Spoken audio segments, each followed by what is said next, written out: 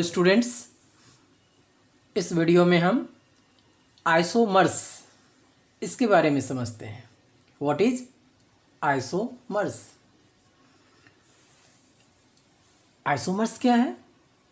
The organic compounds having the same molecular formula but different structures are known as isomers. यानी isomers में क्या होता है कि जो मॉलिक्यूलर फॉर्मूला है कंपाउंड्स का वो सेम होता है, लेकिन सिर्फ डिफरेंस किस में होता है? स्ट्रक्चर में होता है।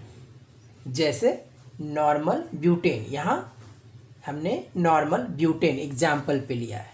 आप स्ट्रक्चर में से ऐसे लिख सकते हो और या तो इस प्रकार से CH3 CH2 CH2 CH3 ऐसे भी लिख सकते हो आप। अब इस नॉर्मल ब्यूटेन जो है, इसका जो दूसरा स्ट्रक्चर है वो क्या है कि एक यहाँ से कार्बन हटा के उसको ब्रांच में यानी चेन में जो है, जो चेन था 3 कार्बन्स का, उसके सेकंड कार्बन से अटैच कर दिया। तो उसका नेम क्या हो गया? आइसोब्यूटेन। इसका दूसरा जो यूपेक नेम, मैंने पहले वाले वीडियो में भी बताया है कि यूपेक नेम इसका क्या होगा कि 1 2 यानी 2 पे ये मिथाइल ग्रुप है तो 2 मिथाइल प्रोपेन, 3 कार्बन है तो 2 मिथाइल प्रोपेन, जिसे आप ऐसे भी लिख सकते हो 2 मिथाइल 1 2 पोजीशन पे 2 methyl propane.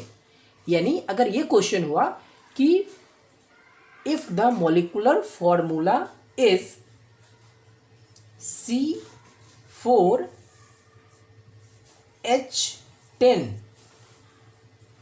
Right the isomers of the compound C4H10। तो C4H10 यानी ब्यूटेन, तो इसके कितने आइसोमर्स हो गए? 2 आइसोमर्स, एक नॉर्मल ब्यूटेन और दूसरा आइसोब्यूटेन। वैसे ही एक दूसरा एग्जांपल लेते हैं कि जैसे अगर हो गया कि molecular formula is C5H12, right the total possible isomers of the compound having the molecular formula C5H12। तो C5 है यानी ये पहले 5 कार्बन्स को चेन में रखा, तो नॉर्मल पेंटेन। इसमें आप क्या किए कि एक कार्बन को ब्रांच यानी सेकंड पोजीशन पे अटैच कर दिए।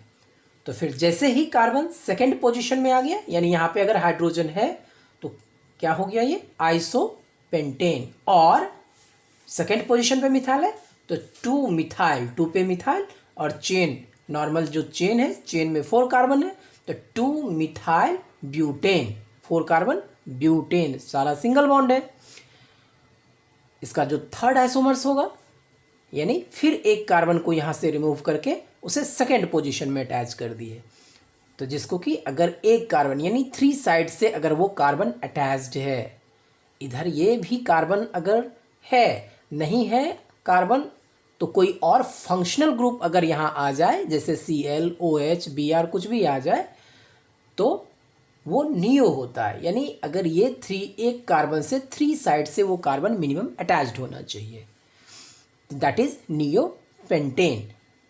और यूपेक नेम क्या हो गया कि सेकेंड पोजीशन पे एक मिथाइल ग्रुप बॉटम में है और एक टॉप पे है, तो 2 बार मिथाइल ग्रुप अटैच है, इसलिए इसको आप लिख सकते हो 2 डाइमिथाइल प्रोपेन। चेन में कितने हैं कार्बन जो है, जो ये नॉर्मल जो चेन है इसमें 3 कार्बन है इसलिए प्रोपेन, और ये मिथाइल और ये ग्रुप मिथाइल। तो इस तरह से पेंटेन का जो है 3 आइसोमर्स हो गया। ये जो कि एक्सरसाइज में आपको प्रश्न भी है जिससे आप ये बना सकते हो। तो ये आइसोमर्स है। आप हेक्सेन जो है C6H14 इसका आप खुद बना के देखें कि आइसोमर्स यानी स्ट्रक्चर कितने होते हैं। बच्चों, आपने ये LPG गैस सिलेंडर देखा है? हाँ, इसमें जो गैस होते हैं वो नॉर्मल ब्यूटेन और आइसोब्यूटेन के मिक्सचर होते हैं। यानी LPG क्या होता है, लिक्विफाइड पेट्रोलियम गैस। तो ये जो सिलेंडर है, इस सिलेंडर में यही गैस जो है नॉर्मल ब्यूटेन और आइसोब्यूटेन होते हैं। साथ ही इसमें स्मॉल अमाउंट में प्रोपेन और इथेन भी मिक्स रहता है। यानी मेन कंपोजिशन क्या हो गया एलपीजी का, कि mixture of normal butane and isobutane.